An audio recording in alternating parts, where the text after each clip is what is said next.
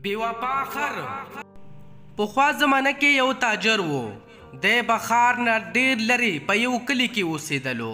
دا به تجارت دپاره روزانه بازار ته تلو او مختلف قسم شیزونه به خستل او خرڅول. د سره د تجارت دپاره یو خر و.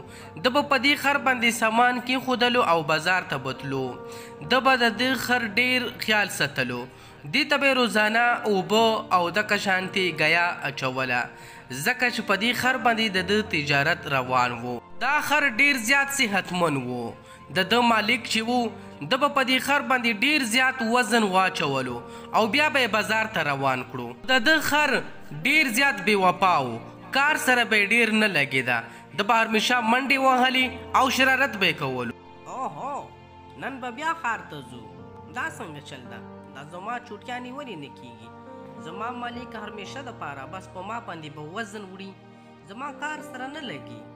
زه غواړم چې زه لږ آزاد وګرځم. کار کول زما بلکل نه دی خوښ. تاجر په خپل خر باندې بیا مال بار کړلو او بازار ته روان شولو. تاجر به چې کله تو نو په لاره کې به لږې اوبه راتلې، دی به دا اوبه هم کراس کولې. تاجر بازار ته لاړو او دغه مال به بازار کې خرڅ کړلو. تاجر به دغلته مختلف قسم شیزونه اخیستل، کله فروټ، کله سبزي او کله څه کله څه. تاجر ته چې پته ولګېده چې نن سبا د مالګې ریټ ډېر تیز دی، نو تاجر وویل سمه ده، زه به ډېر زر مالګه راوړم. تاجر په خر باندې 4 بورې مالګه واچوله، خو خر ورته وویل چې دا ډېر زیات دی. اوهو زما خر دومره وزن نشي وړلی، د 2 بورې تې کموم نو بیا به ټیک شي. تاجر خو خپل کوشش وکړلو، دې نه یې 2 بورې مال کم کړلو، خو خر خو بیا هم خر و، بیا هم چېرته تلو ته تیار نه و. خو خیر تاجر ته پته وه. تاجر دې نه وروسته لاړو او یو غټه ډانډه یې راوړله او دکه خر یې ورباندې خو په زور سره ووهلو. دې چې خر له یو ګزار ورکو، خر نور هم په نړا شولو، خو د ده خبرې منلو ته تیار نه و. خو خیر تاجر هم تاجر و، خپل زور یې تیر کړلو او په زور زبردستۍ سره یې بازار ته روان کړلو. تاجر ټوله مالګه خرڅه کړله. دا خو رښتیا نن په بازار کې مالګه ډېره خرڅېږي. تاجر بیا هم د همیشه په شانتې په خر باندې مالګه واچوله او بازار طرف ته روان شولو.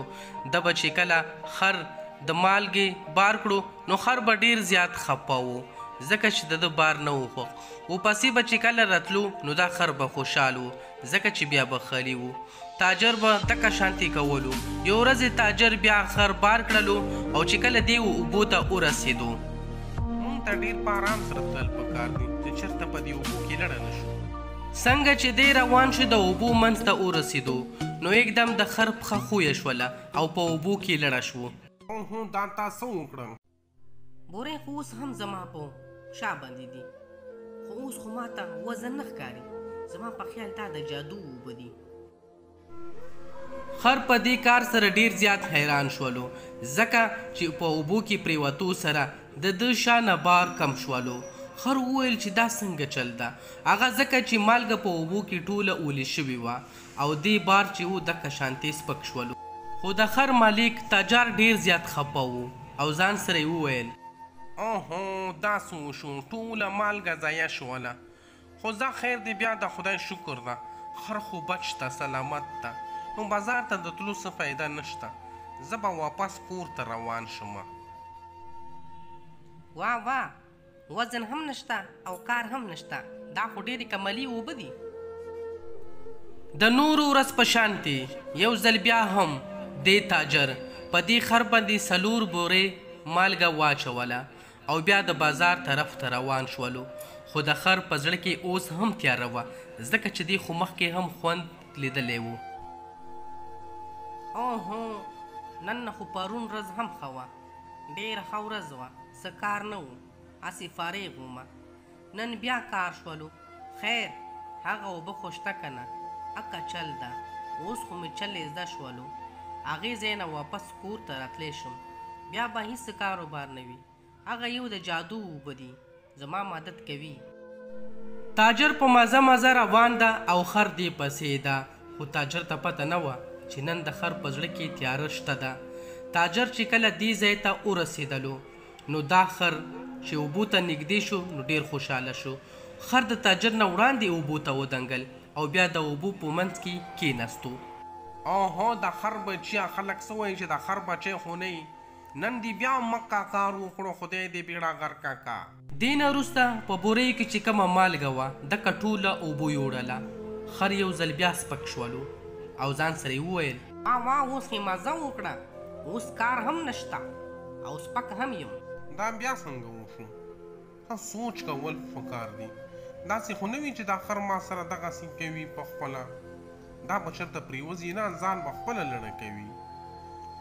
زه پوه شولم در باندې بې وفا خره، زه د تا څومره خیال ساتم او تا ما سره څه وکړو. اوس به زه تا کور ته بوځم او تا له ښه سبق ښکاره کوم. خر خو ډیر خوشحال و چې ما سم کار وکړو، خو د تاجر هم ورته ذهن بدل شوی و. په بله ورځ باندې تاجر دکه خر واپس کړلو او چې کله دلته یې کور ته راوستو نو د ملوچې ورته 5-6 بورۍ وتړلې او خر ځان سره وویل هېڅ خبره نه ده، بازار ته څوک ځي، صرف دې اوبو پورې ورځمه. دې دلته نه بیا بازار ته روان شو، خو خر بیا مکه کار وکړو. چې اوبو ته ورسېدو نو د اوبو په منځ کې یې ځان واچولو، خو دا ځل تاجر هم ورته په کلاره ولاړ و او ورته ګوري.